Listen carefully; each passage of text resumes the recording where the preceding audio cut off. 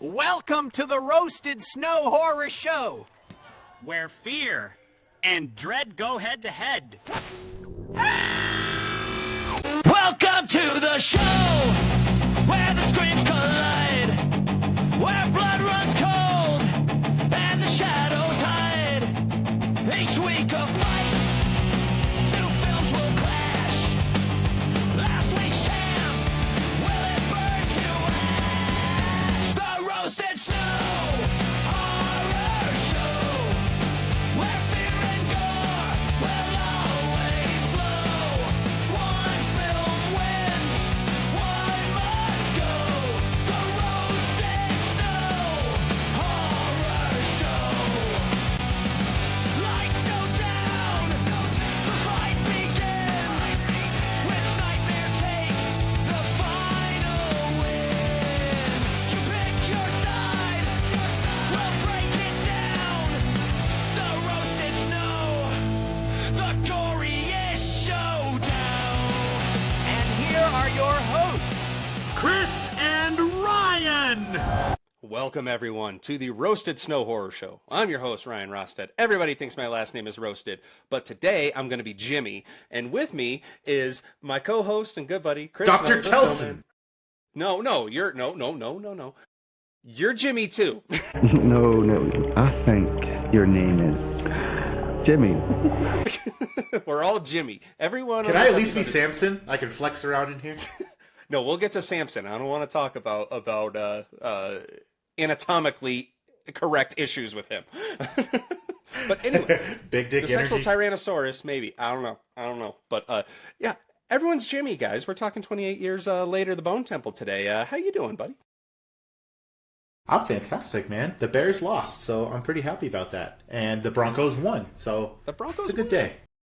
And maybe we can go into the Bone Temple and get an ankle bone for Bo Nix. And I'm sure there's one in there that he can use. Dr. Kelson will help him out, and neither here nor there. I was ready to we'll give see my how own. it goes. I was ready to give my own ACL for Micah Parsons 6 weeks ago. So Yeah, and I do the same thing for Bo. I die for that man. He's my orange lord and savior. But yeah. Anyway, so I hope you guys checked out the episode on Wednesday where we were talking to Joe Castro, who's a Super cool guy. super cool guy, visual effects master. Really disgusting stuff, but if that's the case, then he's doing it correctly. It's I even text I text Chris when we were looking at his website, and I was like, dude, this guy's absolutely disgusting, but in the best way. So it was awesome. Cool fun fact, you guys. We didn't talk about this during the episode. If you watched it, the dude worked on Power Rangers. I mean, how cool is that? Both the series and the movie. yeah, and the OG series, not all this other crap that they've come up with. Mighty since. Morphin Power Rangers, 1995. Absolutely, and I'm throwing that theme song in right fucking here.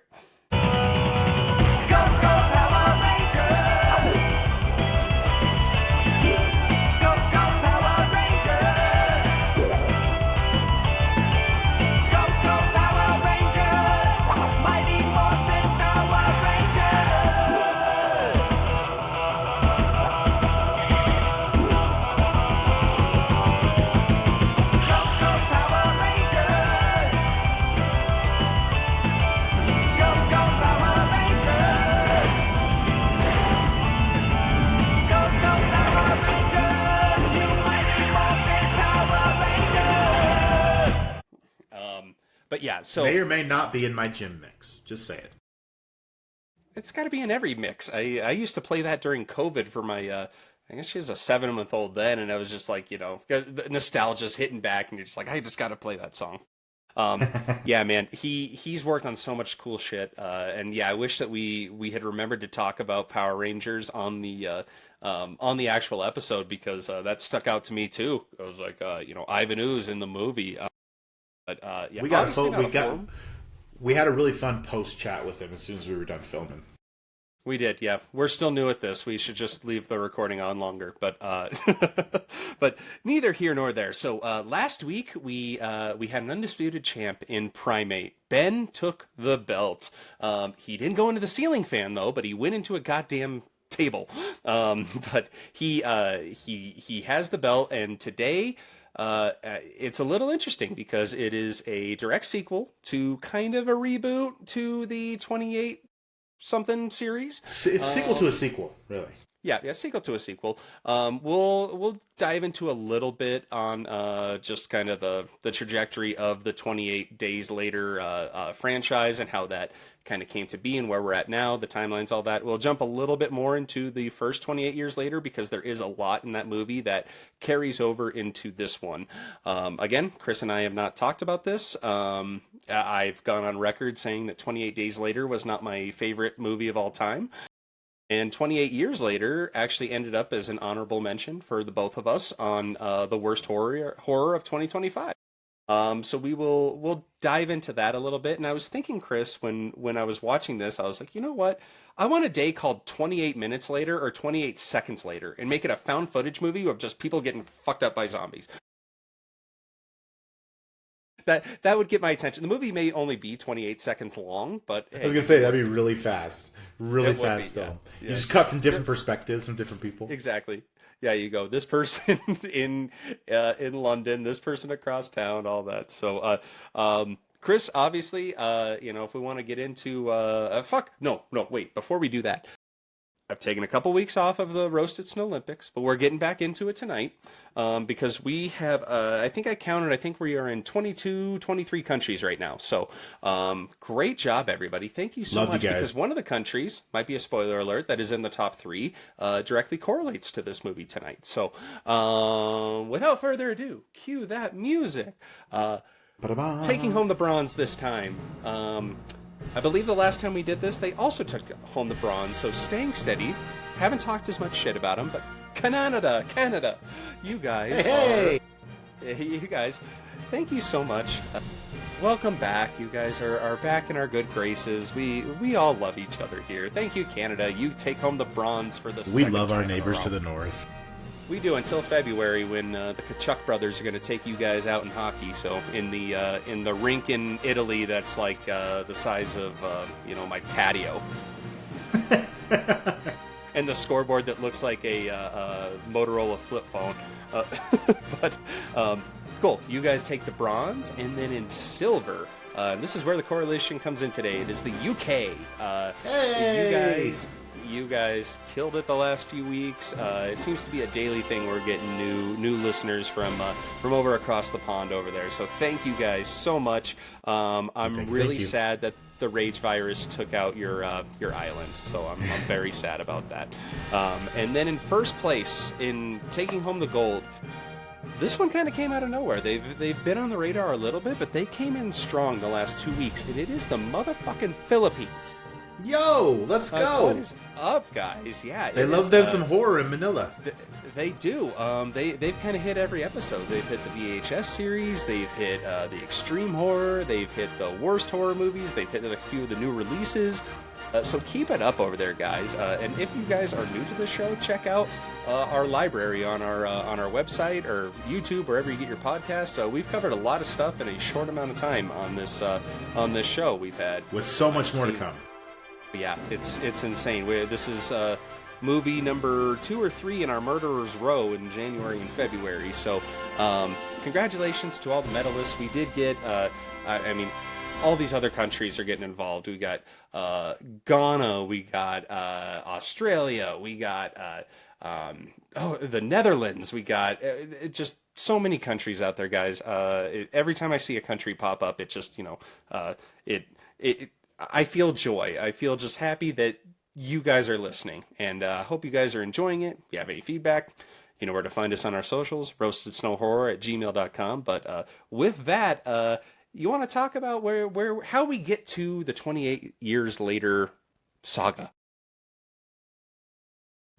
So, if you guys know, we talked. I don't know that we've talked in depth about it quite yet, but 28 Days Later is from 2000. I want to say 2006 or 2007. It was one of Danny Boyle's first films. But damn it if it isn't amazing. And this is me saying it. I know Ryan is not a huge fan. But it kind of is an interesting take on your standard zombie genre, in that the people who are essentially the zombies, they're not I don't know that you'd call them true zombies, because they're not really dead. They're actually infected with a virus called the rage virus, and the rage virus causes them to exactly that. They become extremely feral. They don't, there's no thinking anymore. They just attack and slaughter people. They just, they're honestly mindless humans. They just run around attacking, slaughtering. You have the first film where this thing has gone all through London and much of the UK. So we follow Cillian Murphy in the first film and his fight for survival. Definitely check it out. I think it's I think it's a great movie. You have the sequel to that as well. Most people think 28 Days Later is a good movie. I'm in the minority on that. So, yes, absolutely. I still need to go back and watch it. Like I was gonna say, watch it again. Watch 28 Weeks Later afterward, which is the direct sequel, which is good on its own as well. Fun fact: 28 Weeks Later has a then unknown Jeremy Renner in one of the lead roles. Yeah, he's fucking up people with an arrow, and wrong movie. Sorry. Close though. He's got a really cool sniper rifle. Yep. The one thing about 28 Weeks Later, though, and I'm just jumping in here because I hate continuity issues, is at the very end of that movie, doesn't the rage virus go to Paris? Yes. And then they never fucking talk about it again? They do. They do. Oh, they do? Oh, they do. Maybe I missed that. Okay, fine. Never mind. I'll shut the fuck up. Go on. Leave it to the pros, Ryan. Yeah. You have 28 Weeks Later, which is exactly that. It's 28 weeks after the rage virus broke out in London. The UK is effectively secured at this point. I'm not saying it's 100% secured, but the American military has kind of restored things to rest. They've helped clean up London. They're actually returning people back to their homes and obviously maintaining order, right? Because the rage virus still exists. It hasn't been wiped out. But long story short, of course the rage virus comes back. The military is kind of they're fighting against it. The story follows just two kids, and Rose Byrne and Jeremy Renner trying to get out of London and escape the rage virus. And to your point, at the end of the film, the rage virus does make it to mainland Europe. However, the 28 Weeks Later was 2009, I want to say. Fast forward to 2025, when 28 Years Later comes in. In the very beginning of 28 Years Later, Ryan, there's a prescript that says how they eliminated the rage virus on the mainland. However, they were unable to do anything about it in the UK, and that's why it's just quarantined at this point. See, I don't read, so that's my fault. Fine, whatever. You heathen. Thanks for clearing up that continuity issue that I was really pissed off about. You primitive. What a primitive. Right, pretty much. So we find ourselves at 28 Years Later, where with Aaron Taylor Johnson, who plays a father, and his son. The basic premise of this is they're living on you can kind of call it an island. It is off the coast I think it's off the coast of Scotland, actually. But it's free of the rage virus. There's a whole community there. People are living, they're thriving. They're obviously taking things very, very slowly to make sure this rage virus doesn't get onto the island. But it's almost a rite of passage. His boys are growing older. They do go onto the mainland to... I don't know that they're really hunting. It's kind of like they're looking for supplies, but killing their first rage virus. Some zombies. Yeah, it's a rite of passage to kill some of these things, because just know that they're no longer human. You're not killing humans anymore, really.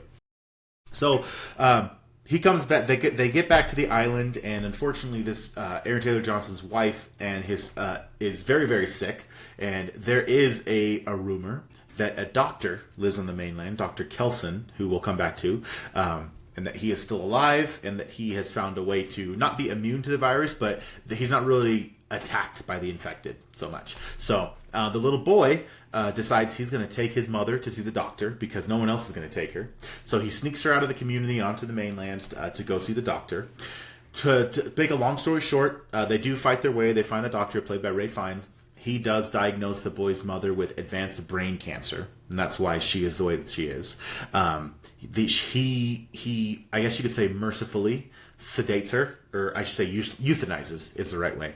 And that leads us into the second one, actually, which is called the Bone Temple, because where Ray Fiennes' Dr. Kelson lives, he kind of maintains an ossuary of human skeletal remains, just sort of a memorial to all the people who have passed. So he's just surrounded by mountains of skulls. The boy goes back to the community. However, there's a reason he falls out with his father, and if you watch the movie, you kind of get an idea of why. But he decides he's not going to go back to the community, and he leaves and makes his dad's a hoe. Yeah.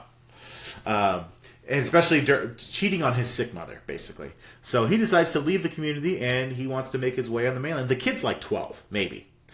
He wants to make his way on the mainland. And the movie actually ends with the boy on the mainland being cornered by 3 or 4 of the rage creatures, and then a whole bunch of people who are wearing Jimmy Savile tracksuits rescue him, kill the zombies that are chasing him, and then the movie ends. And that's where we pick up 28 years later, the Bone Temple. Well, and that ending is what was very divisive. It was for me when I watched it. I'm like, who the fuck are these guys? And had to look it up and be like, why the fuck are they dressed like Jimmy Savile? Unfortunately, they're dressed as Jimmy Savile because that man was an absolute monster. Right, but the time the rage virus hit, he hadn't been none of that would have known. Anything. Yeah, you wouldn't have known any of those things. So it's this Jimmy cult. And actually, the first scene in 28 Years Later is a kid he's watching TV, he's watching the Teletubbies, and that's when the rage virus hits. He's able to escape. He goes to his father, who's working. He's a pastor, I guess, in the church, and he gets taken out by the zombies. Turns out that the ringleader of the Jimmy gang is this little kid, the little boy, grown up. Yeah, 28 years later. The Fingers gang. The Fingers gang, which we'll get into that. But the fact that they did mention why, because you're watching 28 Years Later, and if you don't know it's part of a trilogy coming up, you're just like, because it just ends. It's like they fuck up these zombies with like weird parkour shit, and parkour!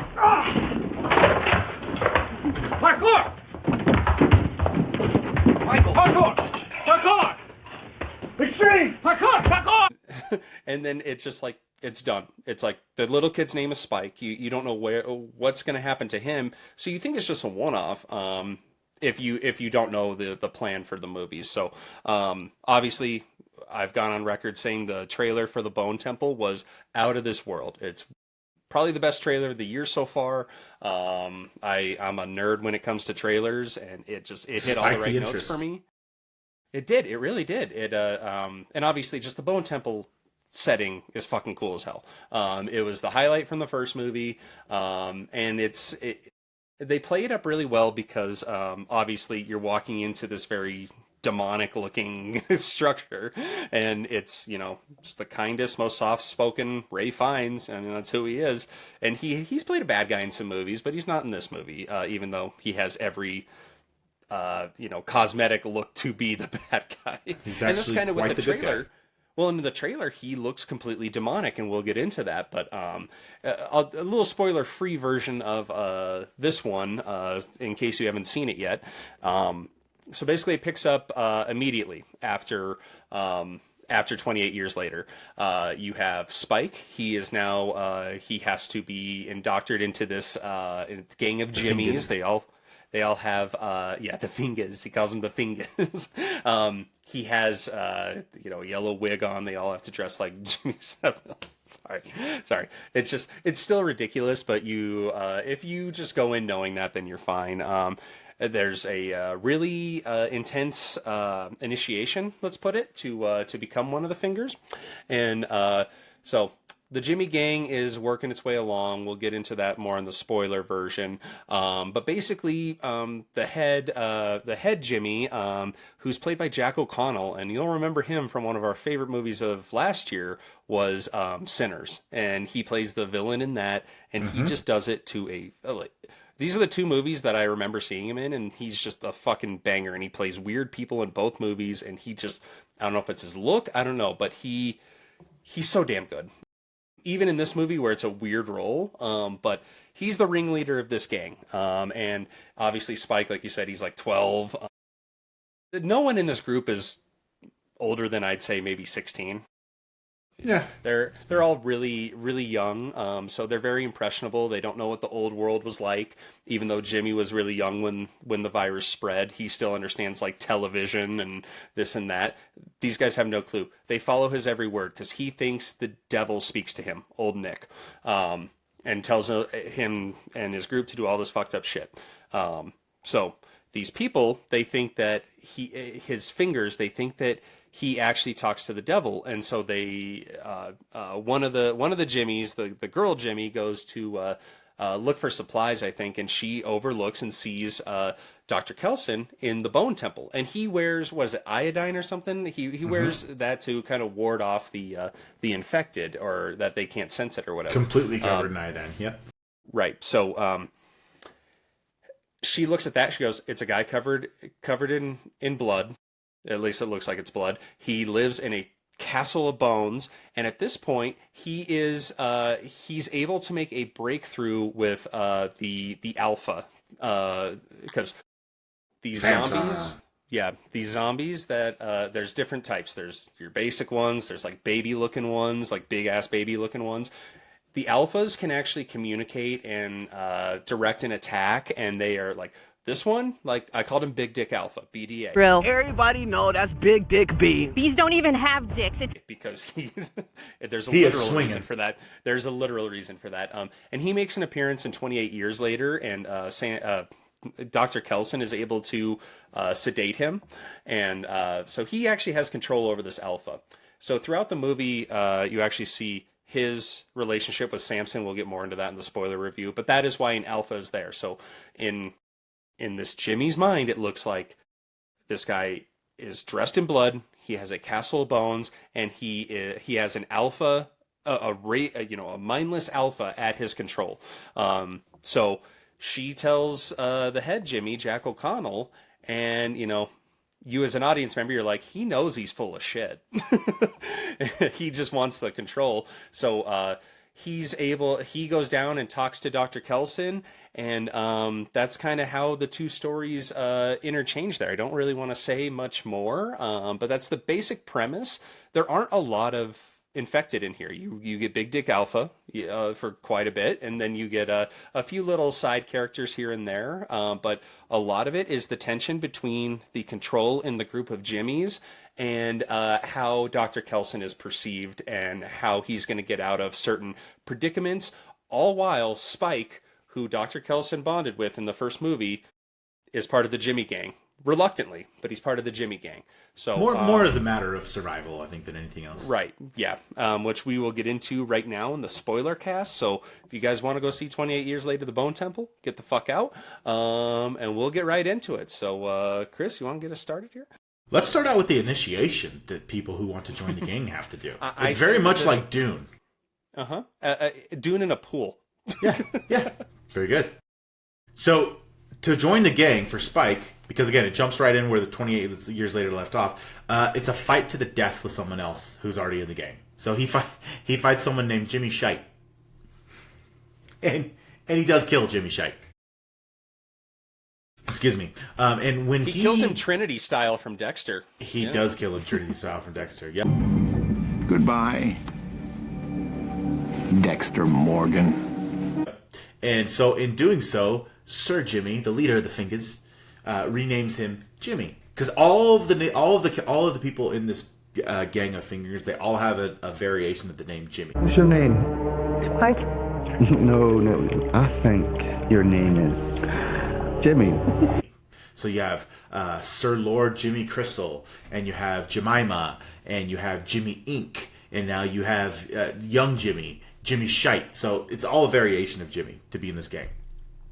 So while that's happening, Dr. Kelson continues the maintenance of, the Bone Temple. Like I said, if you really need to see 28 Years Later, you could almost look at these movies, honestly, as just one big, long movie, because it's literally is one movie split into 2, possibly 3 parts. I think they're filming the third one now, which I'm excited about. Yeah, the third one more is on that coming. later.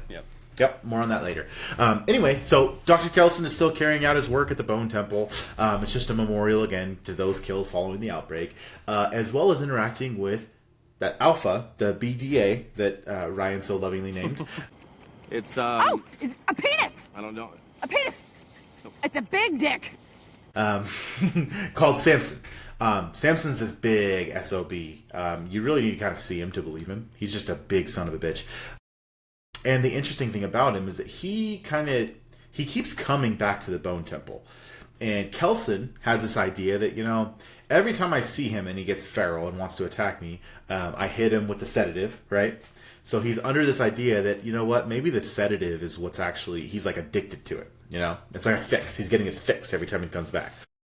It's an opioid addiction. Yeah, it's an opioid addiction, exactly. But the thing is, Kelson is starting to realize, when he's under the effects of this drug, he's much more lucid than they are normally, right? Because these rage monsters, these rage zombies, call them, they're literally just mindless. They see you, they run after you, they kill you, they take bites out of you, all that stuff. Okay. Well, and the alphas, they're much more lucid. The alphas are the alphas will do even more strong. Because in the first movie he does it, in this one they actually show it. He rips someone's head off with their whole spine. One hand. It's a very Sub-Zero Mortal Kombat move. Yes. You remember the Mortal Kombat fatality where Sub-Zero grab your head, just rip it right out, and your spine is still attached to it? In the later games, he'll grab the end of your spine and swing it at you, and then shatter.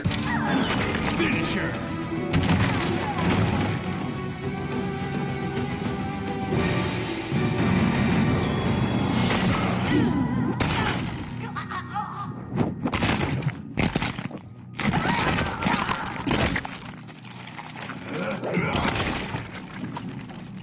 Fatality. Sub-Zero wins. Very realistic games, Mortal Kombat. What a dick. But yes, Samson has very much taken the Sub-Zero route, and he's literally strong enough to just rip your head off of your body. Anyway, Kelson is, for more or less, call it kind of becoming friendly with Samson because of this situation. I mean, it's very strange because these animals are, I call them animals, these things, these rage monsters, these humans who are infected, they're very much like zombies, right? But this interesting relationship between the two is kind of forming, and it gets to a point where Samson doesn't even feel compelled to attack Kelson when he's around anymore, whether he's under the sedative or not. He'll choose to eat berries rather than the raw meat that you'd get from something alive, right? He even comes to, because he's been running around naked. All the rage monsters that have been infected for so long, obviously their clothes have deteriorated. They just run around naked. Like they don't. It's not a compulsion of them to get dressed. I think he would have anyway without the rage virus. I mean, he has a lot to be proud of. Let's be frank. Mm-hmm. The rage virus has another unexpected side effect. Particularly made a lot that of affects men. audience members, male audience members, feel very inadequate. That's a penis. Well, hats off to your lady friends. Very much so. But all this is happening, like I said, he's kind of eating berries. He actually does clothe himself. Kelson doesn't do it for him. He decides to put clothes on. So Kelson's kind of sort of considering euthanizing him. He's like, this, it's not going anywhere. Like, all this is happening, but we're not getting to a point where anything's really changing him. But the day he kind of is mulling it back and forth, he sees Samson looking up, and Samson says the word moon. He's like, moon. He's literally about to inject him. Yeah, he's like moon. Right up there. Mm-hmm. He's like, moon. So that's when it kind of clicks for Kelson, like, you know what, maybe what's going on, maybe it is treatable. Maybe there is something we can do about it. So, that's kind of what happens up to there. Ryan, do you want to take back over as we get back to the fingers?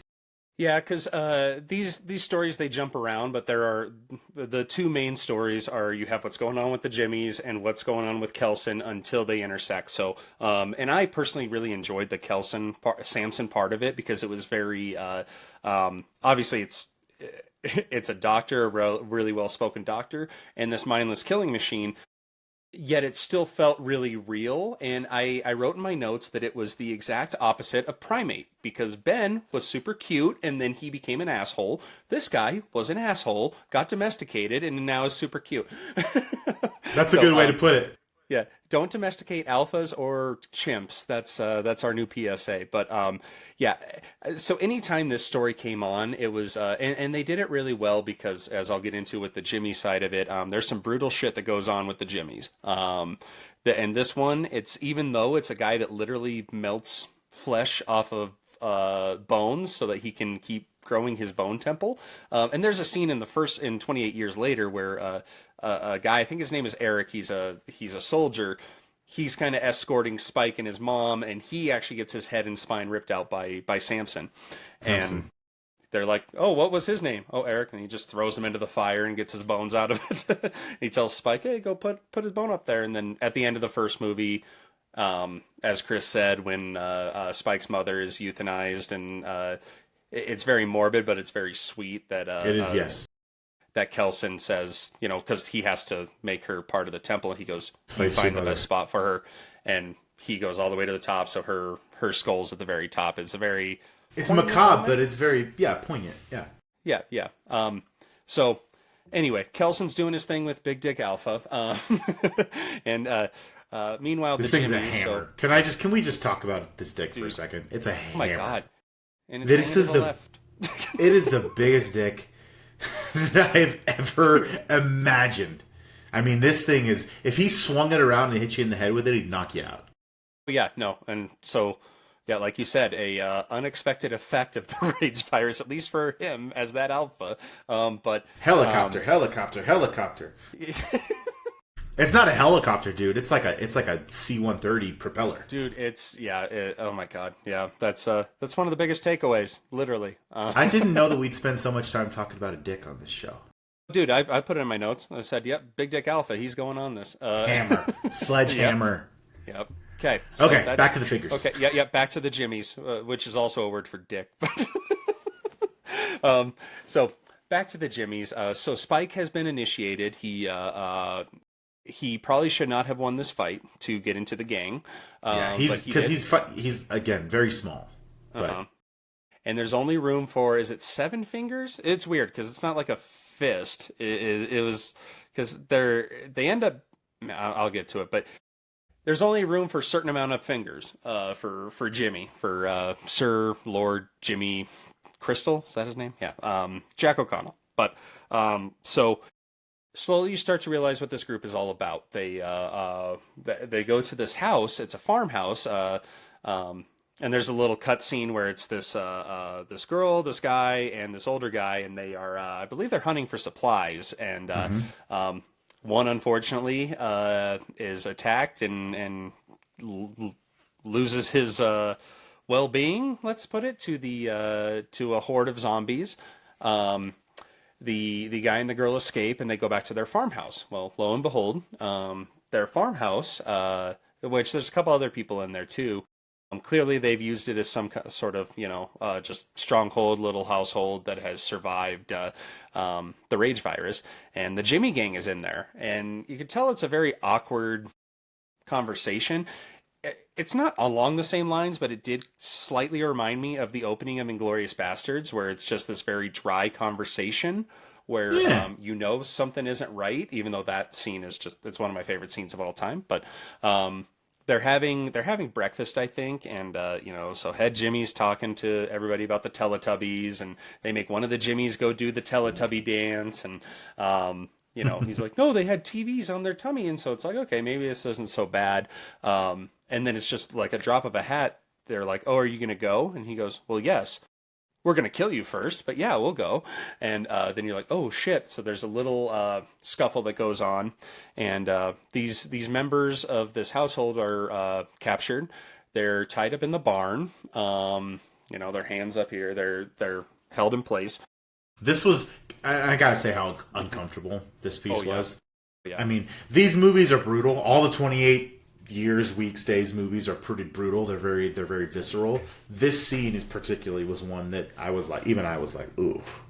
Yeah, it's rough. So Sir Jimmy, the head Jimmy, he gets up and he starts giving this speech about how how old Nick, who he says is his father, that's which some people don't know, but Old Nick is commonly referred to, and it's more like a slang term in across the pond as Satan, as the devil.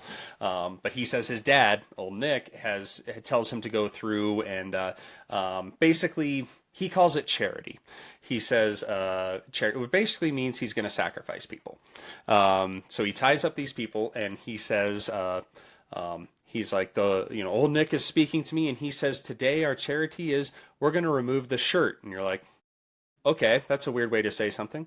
Yeah. So obviously they cut the shirts off of the people, and then they start showing it in graphic detail. They literally start skinning them, skinning their torsos. And, Alive. Alive. Yep. Because this goes on for a while. They don't show the actual process all that much, but they show the aftermath a lot because they're still kicking. They're still alive. I believe it's 3 of them that have been flayed. They're still, because they'll do little grunts here and there. I'm just thinking about it. It's like it's very, like you said, it's very uncomfortable. Especially like me, like anything getting skinned, I'm like, oh my God, no. Like, it's not something I was prepared for going into this movie. They get to the last guy, and Jimmy says, you know what? I need some muscle. So you know what? I want to see if you have what it takes to join the Jimmy cult. And he's like, okay. And then he's like, you get to pick which one you fight. And it's much like the way Spike did. One wins, one lives, one dies. And the winner stays in the group and has to do their bidding, which this is what their bidding is. At this point, the woman that was just backing up a little bit, the woman that Kathy, yeah, she was in that area. She was able to escape. Well, she was this guy. Sorry, just to jump in. She was the guy that they're choosing to. Hey, you could fight someone to live. She's his pregnant partner. Yes, and she's able to escape when the first attack happens. And I forget this. What's the main girl Jimmy's name? Like, is that? It's not Jemima. It is Jemima. The one that that Spike hangs out with. Is that Jemima? Jimmy Inc. Jimmy Inc. Okay, so Jimmy Inc. Goes out to find her, and that's actually when she finds the Bone Temple, which we already touched on a little bit. But so she's escaped. They cut down this guy, and he picks Jemima because he says, you're a girl. And at this point, Spike has thrown up. He's outside the barn. He doesn't know what's going on. And Jimmy Inc. comes and kind of talks to him. Is like, look at, like, you got to put on a brave face. Like, you stick with me, and this is what we do, but this is how you survive. And starts befriending him, and really trying to take him under her wing. And so homeboy picks Jemima, and Jemima's a badass. She could fuck anybody up. This that. He very much underestimated her. Right. She slices into his wrist really good. She gives him a couple cuts here and there. She's doing parkour shit. She's insane. Clearly he underestimated her. She's going in for the kill, and then she gets hit by something, and she is taken out by, it's like, what, a giant hook from the ceiling or something? Yeah. Someone shows up. Yep, Kathy had snuck back into the barn, and she was kind of watching all this, and that's also where it gets uncomfortable, because she doesn't say anything, like when they're cutting into her family and friends and, skinning them alive, because she knows she has this unborn baby she's got to protect, and so she helps out there. A big fight ensues. So Jemima dies. I think one of the other Jimmys dies too in the scuffle. There's actually a couple of them that do, because of something that happens right after the scuffle. Right. Because I'm forgetting this part. She swings the hook. She kills Jemima, and obviously, everyone's kind of like, "Oh, what's going on? What's going on?" While that's happening, Tom actually sets the barn on fire. Right. So now it kills one of the Jimmys, and it burns a bunch of other ones as they're kind of panicking and running around in the confusion. Now Kathy's running away, and Sir Jimmy has kind of collected himself, and he dispatches our boy Spike to chase her down and capture her. And instead, he gets to she gets to the fence because she has she knows the combo, or she has a key to the fence to escape. He finds her, and she's like scared. She doesn't know what to do. And then he becomes super vulnerable, and he's like, take me with you. I don't want to be here. I don't want, I'm not, which is I'm heartbreaking. not like them. Yeah. Yeah. And you think she's going to take him, with her, and she shoves him back, and she escapes. And, so he's able to go back and he tells Sir Jimmy, he's like, no, she overpowered me, she escaped. And he's like, really? She's pregnant, she's scared, and she overpowered you? So the other Jimmys want him to kill him right then and there. Yeah, and say, they're nope, like, kill this done. kid. He's a waste of our time. Mm-hmm, that's the charity. And then this is when Jimmy Inc. says, well, no, why don't we just ask old Nick himself? I saw him earlier today. And then that's where they start talking, and he's like, you didn't see him. They're like, no, seriously, come with me. So they set out on this trek, and they're going to withhold judgment on Spike until they talk to who they perceive is old Nick, which is Dr. Kelson. They get more up than to that. Old Nick is kind of a synonym for Satan. Yeah, for Satan. Yeah, because they keep saying old Nick. So they get up to this ridge, and they're able to see, all the way into the Bone Temple, and Sir Jimmy is like, shit, maybe that is old Nick. I mean, maybe I'm not full of shit. Because he does, so kind of like what you said earlier, right? Kelson, he's covered in iodine all the time. It looks like blood. He's just walking around, bald dude, and all of these bone temples, ultimately. So he does give off this idea of like, yeah, I could believe it. Yeah, so he decides, he's like, you guys are going to stay here. I'm going to go talk to him, and then we're going to figure this out, and maybe he'll grant us an audience. Because to these Jimmys, this guy, if this is Satan, I mean, this is exactly what they've been looking for. This is, they will do his bidding. I would say they're God. Ironically, they're God, right? Right. Lowercase g. Mm-hmm. And Sir Jimmy, he kind of does feel like he's losing the grip on the group a little bit. So he goes and he confronts Kelson, and Kelson is just sitting, they're walking through the Bone Temple, and he's like, are you old Nick? He goes, old Nick? And then so he kind of talks, and he's like, Satan? No, why would you think I was Satan? And Kelson's like, oh, yeah, I mean, I guess I do kind of look like Satan, huh? So, and this is one of my favorite scenes in the movie. Yeah, because they actually have a really nice conversation, and because Dr. Kelson is like the most level-headed, sweet guy. Like he could rock you to sleep. That's kind of the type of guy. He's a good man, I guess is the best way to put it. Yeah, this is his life's work after the virus has spread, is to memorialize the dead. So he talks with Jimmy, and Jimmy asks him questions about like the old days, and Kelson says, he's like, I don't actually remember as much as you think I would remember. And that was really crazy, because like, what would we think 28 years later from today if something happens tomorrow? I have no idea what we'd remember, what we wouldn't. We'd remember this podcast for sure, because it would live on. But 100%. It lives somewhere in the airwaves and memory banks. Somewhere, yeah. Somewhere in the cloud. Big Dick Alpha will be figured out.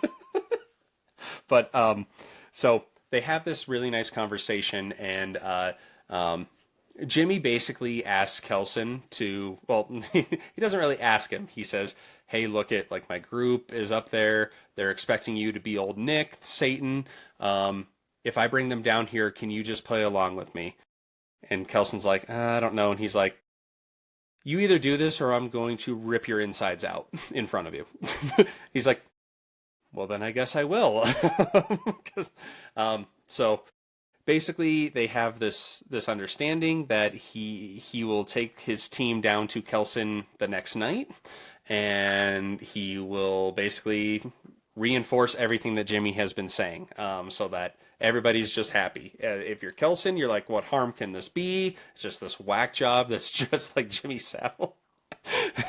But yeah, so and Sir Jimmy goes into like the story with his father, and kind of like how he was a preacher, and how because when his dad died, he just gives himself up because he thinks it's the day of reckoning. He thinks it's Judgment Day, that he's going to be saved. And so, as you can tell, lasting image in a kid, and this is where some, humanity comes in for Sir Jimmy. Like, yeah, that probably fucked everybody up, and, so you do feel a little bit bad for him for a moment. Yes. You feel bad for him when he has the flashbacks and the childhood stuff and knowing where he came from, but he's a dick. He is such a dick. Yeah. Not Big Dick Alpha, but no, not BAD. or No. BDA. And then they kind of cut to if you want to take it to where speaking of Big Dick Alpha, he goes and finds a little train car. Yeah, so kind of to preface that, so obviously Kelson knows what's coming. Spike is still trying to get away from the gang. I mean, he doesn't want to be a part of it. You know, he was sort of forced into it just by necessity, right? So the night after Kelson threatens, that Kelson is threatened by Sir Jimmy, Spike attempts to try to get away. He tries to sneak away from the camp, and another Jimmy, I believe it was Jimmy Fox was the name, tries to kill him in retaliation for Spike killing Jimmy Shite all the way at the beginning of the film. But Jimmy Inc., who we talked about, she's really kind of disenchanted with the Fingers gang at this point. Like, she's kind of along the lines of what Spike is thinking. Like, this isn't for me. I don't know if I want to be here. She intervenes and she kills Fox. And then they go back. She convinces Spike, we've got to go back to the camp. Like, there's no other choice right now. And they say that Fox fled because he's so scared of old Nick down there in the Bone Temple, who they're going to go meet today. Now, like I said, with Kelson, he's sort of knowing what's coming. He's like, well, this isn't going to be good. I don't have a good feeling about this. He gives Samson BDA, excuse me, kind of like a cocktail of antipsychotic drugs. Because his thought is that this hyper-aggression of all the infected and what they're doing, it must be caused by psychosis. Something's going on in their brain. They're psychotic and it's making them act this way. So Samson, he, like Ryan said, he's kind of drawn back to a train. We saw the train in the first film. This is where we actually ran into BDA the first time. And he's hallucinating. He's really hallucinating. He was initially infected at this train, so I think that's why he's drawn back to it. But he's really hallucinating. You can kind of see him experience a memory of riding the train in his childhood, similarly to Jimmy, kind of having the flashbacks to his childhood. In that hallucination, he's approached by a train guard, and the train guard asks him for his ticket. And in real time, outside the flashback, in real time, BDA, the zombie BDA, says out loud, "I don't have a ticket." So again, leading you to believe, like, maybe this rage virus is treatable and it's not as devastating as everyone thought, and there's ways back from it. Unfortunately, all the other infected in the area hear Samson say that, "I don't have a ticket," and they think he's not infected, so they rush to go attack him. And the scene kind of cuts out as he's being attacked with all of them, leaving it to be kind of ambiguous. But we'll get back to Samson, because the film now shifts back to Kelson and the Jimmy and the Fingers gang, and we're building towards the climax here. So, did you want to jump in? Hey, I can go. We can both pop in on this part because this is as Kelson says, let's turn this up to 11. So it was pretty cool, I gotta say. It was. So Kelson is prepping for the night because he even says, like, I got to put on a show. Like, I have to actually, convince these people that I am Satan. So he starts putting candles up within the Bone Temple so that it looks really, menacing when it's nighttime. He builds a big upside down cross right in front of the bone structure. He's going through his old records and he finds an Iron Maiden one. And that's when he says, well, let's turn this up to 11. So you're like, oh man, what does he have in store? And if you've seen the preview, if you've seen the trailer, this is where most of that part comes in. Yeah, that was what I was a little upset about, because I was like, wouldn't it be cool if he was actually like evil and demented? But it still works. It just, that was just an idea that I had going into it. But so the gang of Jimmys come down. And, they're walking through this bone temple, and you can just imagine, they're like, you think you're going to meet Satan, who you have, done his bidding for years. You're probably going to be really intimidated, and then, let alone in this setting. They get to right in front of the cross, and it looks like there's this little stage that he constructed. Iron Maiden starts playing, like the number of the beast. 666. Yep. And, the number of the beast. And he comes out in a black trench coat, and he's got this makeup on, and he makes a ring of fire. The ring of fire around the entire temple. So it's basically like trapping them in fire, and he's doing all these whacked out dance moves, and it's like you truly, he looks like the devil. He is, and he has exposed them to hallucinogenics, so their mind is just going. Mm-hmm. Yeah, because they all start dancing weird. Yeah, because he blows shit in their face, and so he puts on this show for a good while, and it's really well shot, and it really sucks you into it. So it was really good. I didn't think Ralph Fiennes had it in him, but he he totally did. And then so his show stops, and he starts addressing them. And, he's like, listen, my children, you have done my bidding. He's 1,000% committed to the part. And at this point, most of the Jimmies have put on, throughout the movie, they have like these leather masks type thing. So you can't see who they are. So Jimmy is kind of leading Dr. Kelson on and was like, is there anything you want me to say? And he goes, yes, I want you to continue my work. I want you to follow my son, Sir Jimmy, and no matter what he says, no matter how many people you have to, sacrifice to charity, you have to do this, you have to do that. But he leaves it pretty vague. It's clear he doesn't know exactly what the group of Jimmy does, because then Sir Jimmy kind of goes rogue and is like, yeah, you see, anytime I tell you to skin someone or to gut them, and then Kelson's just like, wow, this guy's a lot more violent than I thought he was. Psycho. Yeah. So he goes, are there any commandments? And so then Kelson's still committed to the bit. At this point, he just wants them out of his hair. He's like, you know what? You're crazy. I'll commit to this, whatever. He's like, yes, you have to follow Jimmy. You have to get more fingers to make a fist in the hundreds, and so to grow their gang, and to because they think the devil's telling them that. And then he says, you know what, be gone. And then he looks over, and he looks over towards Spike, and he's like, wait a minute. And he asks Spike to speak, and he realizes that it's Spike behind that mask. And it's a heartbreaking moment, because he just, he knows what this kid has been through, and he's witnessed it firsthand. He's recalling all the things from the first film. Yep. Yeah, he had to watch his mom die, put her in the temple, and there's a really cool shot that actually shows her skull at the top of the temple, so you kind of remember that. And this is my favorite part of the movie, because then he goes, I have one more commandment. He goes, as the Son of Christ was crucified by his subjects, I demand the same for Sir Jimmy on the upside down cross. And Jimmy, what's her name again? God damn it, I keep forgetting. Jimmy Ink is all for it. She's like, let's crucify him. Satan says we have to do it. And then Jimmy is just like, he's not actually Satan. They're like, yeah, you're full of shit. And he goes, well, if he was really Satan, could I do this? And he stabs Dr. Kelson. It looks like it's going to be mortal. Yeah, he stabs him pretty good. He stabs him pretty good. There's a fight that ensues, and then Spike actually ends up stabbing Sir Jimmy, and so they are both incapacitated, and And now Ink runs around, kills the other figures. It's pretty bloody. Yep. They're just like, they are done with it now. They are going to do their own thing.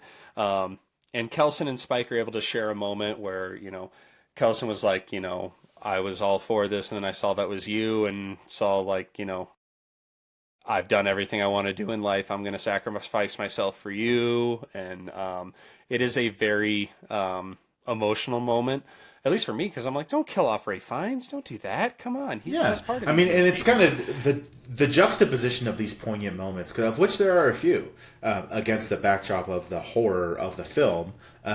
It's on a side note for me. It's kind of one of those things that really sticks out for me, because there's a lot of, going back to how you and I feel about horror films, and that there's really something for everybody, the juxtaposition of just sweet human interactions and moments against that kind of backdrop, I think it makes it so much more effective, because it's like the pendulum is over here, and then it quickly swings completely to the opposite side and just gives you that emotional gut punch, and that's what this part was. Well, and especially since it plays off of the interaction that they had in the first movie, which was also a very stressful, very emotional time, and the fact that now, because there's also, parallels, because, Spike literally ran away from his asshole dad, and Kelson has kind of been like a mentor. Surrogate father. Yeah, even though they've had very little interaction, it has stuck out with him. Because I think, because Spike says, "Why didn't you just let me go?" And he goes, "I couldn't." He truly knew that he was going to sacrifice himself at that moment. That was the time, and they have this sweet moment, and then he says, "You guys get out of here. I'll be fine. I'm at peace." And then Jimmy Inc. goes, she's like, "Well, we still haven't fulfilled your last commandment." and they end up nailing Sir Jimmy to the cross upside down. And it's really neat. And then of course this movie wasn't going to end without a encore from Big Dick Alpha. And this scene is also really cool. I'll let you speak to it on kind of how he comes back into the fold here. Yeah, so, we kind of left him back at the train after he was being swarmed by infected. He is infected, right? But yeah, he shows back up. He kind of comes back in. It's interesting because Sir Jimmy, who has been impaled on this cross, still alive, he hallucinates Samson as the actual Satan. He's like, "Oh my God, that's the real Satan." He's got the horns. Yeah, it's a whole thing. But yeah, Samson arrives, and Samson, of all people, he greets the dying Kelson by name. So it really makes you think, at this point, it's kind of solidifying this idea that Kelson, for more or less, has cured this one infected. Maybe not cure is not the word, but he has changed this one infected, this alpha infected. He has somehow restored a measure of humanity. Because yeah, Samson walks up, he greets him by name, he thanks him for everything he did for him. Yeah, it's literally like, oh, he has sentience again. He has consciousness, and he's not under all the drugs at this point. Remember, because he put him under antipsychotics before he left, but it's been long enough that they would have worn off. So he has clearly he basically regained. got control of his mind back. Yeah, the cloudiness is not there anymore. He has regained some sense of his humanity. I guess is the best way to put it. So he thanks Kelson, and unfortunately, Kelson at this point he does succumb to his wounds. He was fatally stabbed. And we see Samson carrying Kelson's body away. And Jimmy is very confused at this moment. Extremely confused. And to put it that obviously all the noise and everything that has happened at the Bone Temple has certainly attracted other infected. And Samson walks away with Kelson, just leaving Jimmy on the cross to be killed by the infected that are starting to come. So, and it's a real cool shot. Jimmy gets his. Well, and it takes a while to get there because you see Samson take Kelson away, and Jimmy is trying to understand this because, like you said, he's hallucinating the devil, so he has worshipped Satan, old Nick, and in his mind, he is carrying away Kelson instead of him, which is what he thought he was going to do, see his dad, meet his dad, and actually he goes, "Father, why have you forsaken me?" Which is I'll call it a disgusting a disgusting inversion of what Christ said on the cross, those exact words on the upright, correct cross.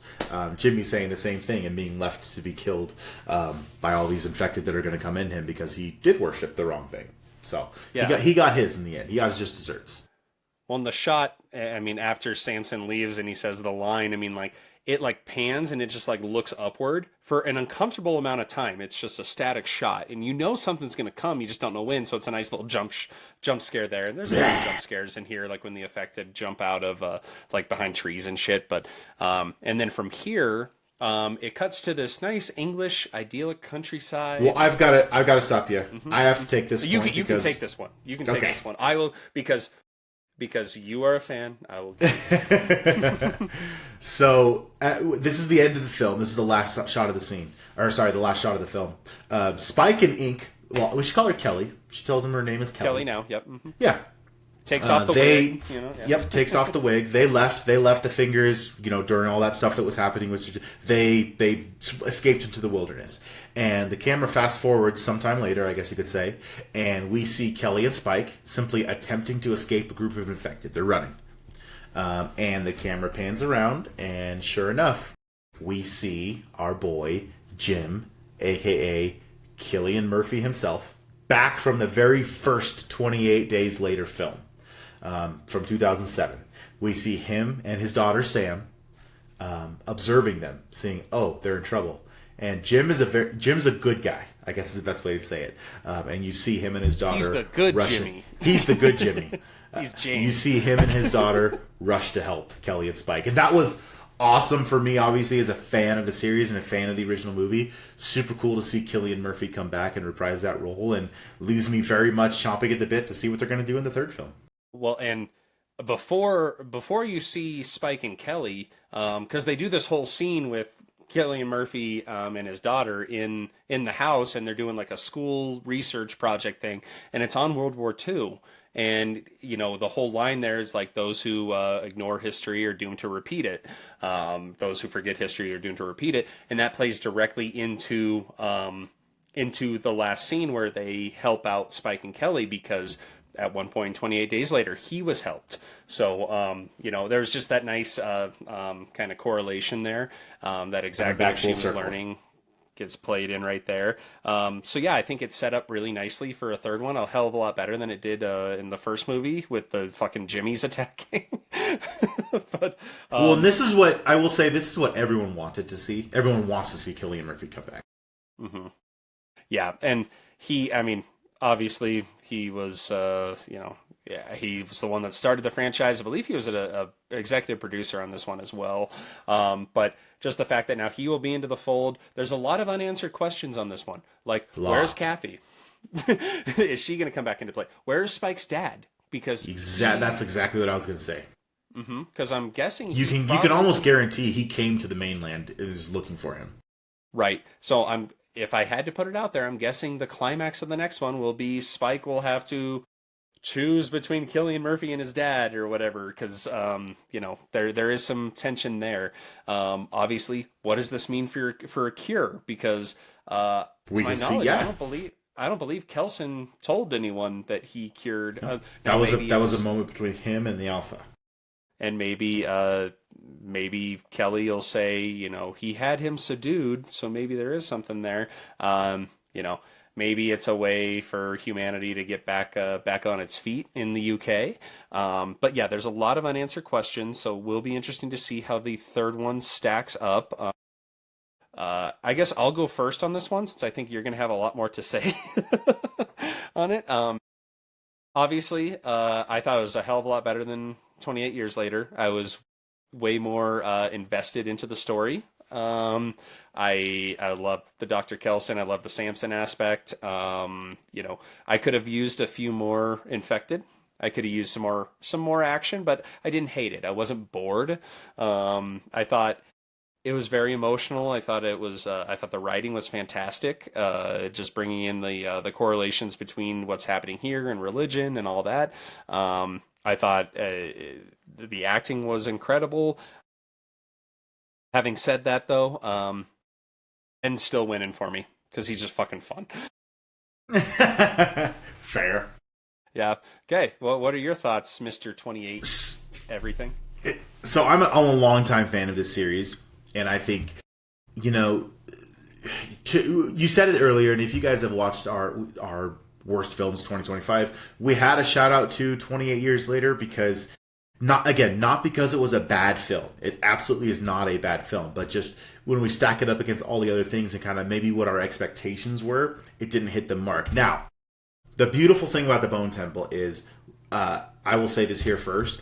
I am absolutely I'm changing my message on the first one. Or I guess technically it's the third one. I'm changing my message on 28 Years Later. I think it's much better because the second one is adding more context to it and giving us a continuation of the story. This film on its own is actually going to take a top spot and knock off Primate for me. I think it's. I figured it would. It really does, and it's not because, like it's not because it's full of gore and full of zombie horror and all those things. To me, it's telling a human story, and it's really looking at the humanity that's left in us after something so apocalyptic and terrible could happen, right? And that means a lot to me. And the way that Nia DaCosta, the director, is able to get that message across and show that there is still humanity left in us, even after the worst things have happened, and that hope is always present. I love those messages. No matter, you can find it in the darkest places, and I love hearing them. I think that's brought together really well in this film, and for me, all of those things come together to make maybe not a better film than Ben, but one that knocks Ben out of the top place for me. It's definitely more emotional, and I think Primate, again, if they had the extra half hour, they could have gotten more of the emotional touch, but they weren't interested in that, and that's fine. I loved it. I thought it was great. This one, even though I choose Primate over it, this one is still damn good, and I agree with you that it does bring up its predecessor, just because it was just such a random, like, I remember after watching 28 Years Later, I'm like, what the fuck was the point of that? Like, it made no sense, and yeah, obviously now I am really bummed that the Bone Temple probably won't be a part of the third one. I mean, maybe they go back to it, maybe Spike takes it over, but you're still not going to have Ray Fiennes in there. He gone. He was taken away by Big Dick Deva Alpha. But we'll get Cillian Murphy back. Yep. It definitely does ramp up the excitement, even for someone like me who is not like a super fan of this series. The more I thought about this movie, the more I liked it, and especially the writing, and I did think it was a neat little subversion of the trailer, because when I saw the trailer, I was like, man, like maybe Kelson has this really dark backstory, and how maybe he actually has killed people and put them in the Bone Temple, and is he really as good of a guy as we think? And I thought that could have been an interesting way to go. So, I maybe some people, if they had that same feeling, they would feel let down. I didn't, mainly because of just that emotional aspect of him wanting to help out Spike, even though their interaction in this movie is like literally 2 minutes. It's not much at all. And if you can have that emotional impact, because even in the first movie, it's just the last 20 minutes that they interact. It's not much. And so in 2 movies, they've interacted less than a half hour. And they have such I feel the strong bond through the screen. That's really cool. And, and it's hard to do that with such little time together, and they do it. They do it well. Yeah, and so can't wait to see where the third one goes. We got a split decision here. Next week we are doing another. I guess it's a sequel. I guess it's not. I guess it's but it is a video game. We're doing Mario. No, I'm kidding. We're doing Return to Silent Hill. What are your thoughts on this? Man, I'm really excited to do this episode with you, bud. And I'm going to give you guys a ton of context here, because I am a huge fan of the Silent Hill video games. I'm a huge gamer myself. Silent Hill is one of those horror. So between Silent Hill and Resident Evil, 2 horror game series that really, really have stood the test of time. And the remakes and the rethings they're doing. They just made a remake of Silent Hill 2, which is a 9 out of 10. It's fantastic. I'm really excited to see what they're going to do with the movie this time. I wasn't a fan of the original movies that they made for Silent Hill, because the games are so much better. So I'm hoping that they really hit a home run with this. But I have a lot to say. I'm looking forward to a good episode. Yeah, and that one's going to be an interesting one, because I played the game, at least the first one, but it was very casual. Like, I'm not going to get all the Easter eggs. I'm not going to get all that. And maybe it'll surprise me. I have no idea what to think of this movie. I saw the trailer once. Obviously, I think the friggin' pyramid head dude looks fucking cool as shit. But but that's where we're going on that. And then the week after that, it's going to be Sam Raimi's Send Help. I mean, this month is jam-packed. And then I'm so excited. Leading up to end of February, we've got Scream 7. Trailer number 2 is supposed to be hitting here pretty soon. I texted you that picture of the final poster, which looks incredible. I'm so psyched. Let me just go through my notes here and see if I missed anything. Big Dick Alpha was number 1. Yep. Opposite of Primate. I did say I wanted to make a movie called 28 Minutes or Seconds Later. And don't domesticate alphas. And it's the opposite of Primate. So I hit all my notes. That's great.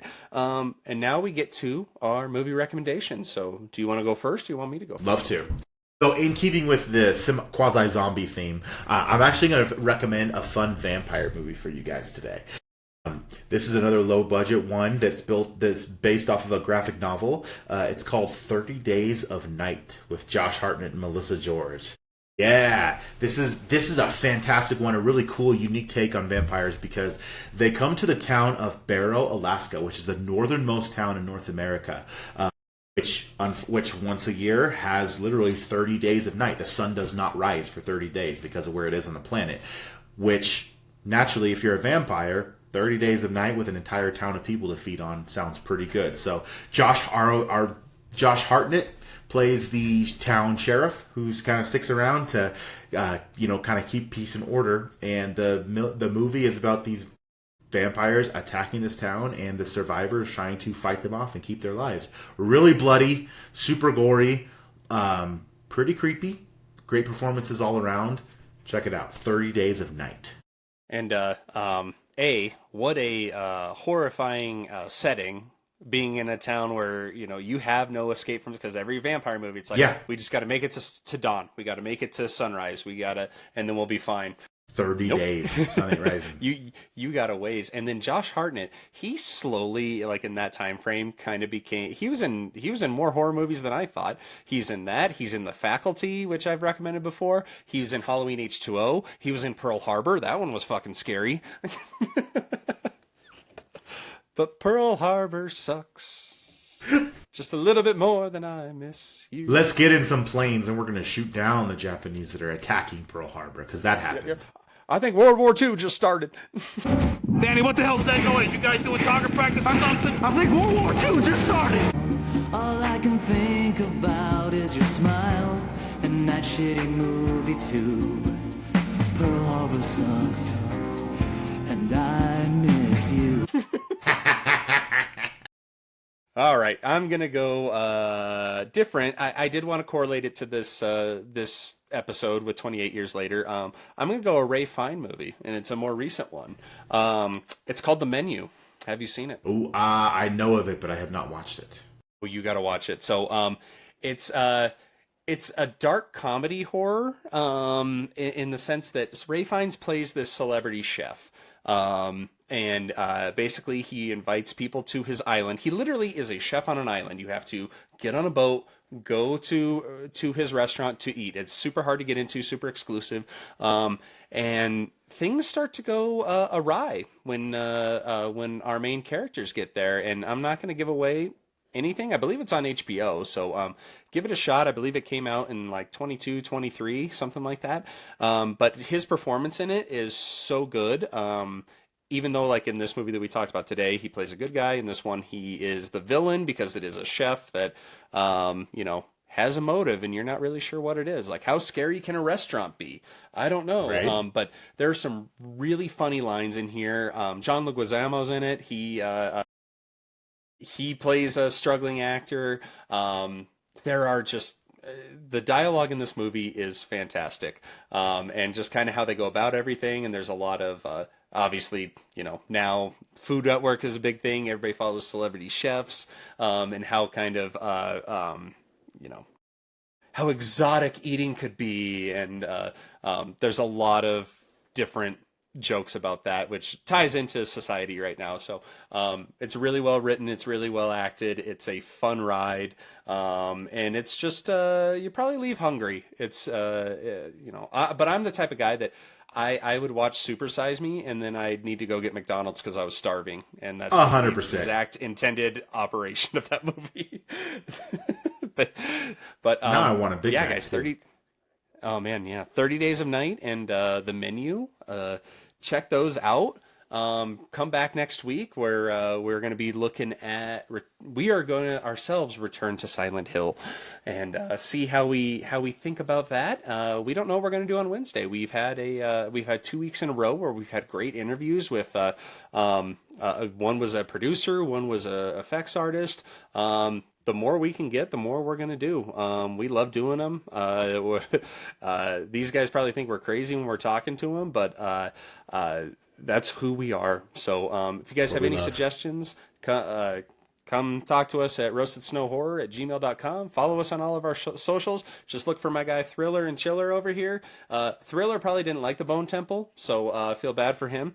He's probably a little nervous about this one tonight. But guys, have a great time. Get out there. We'll see who takes gold in the Roasted Snow Olympics. So keep watching scary movies. See you guys. Stay creepy. Thanks for listening to the Roasted Snow Horror Show. Please follow us on our social media pages and tell your friends. Pretty please!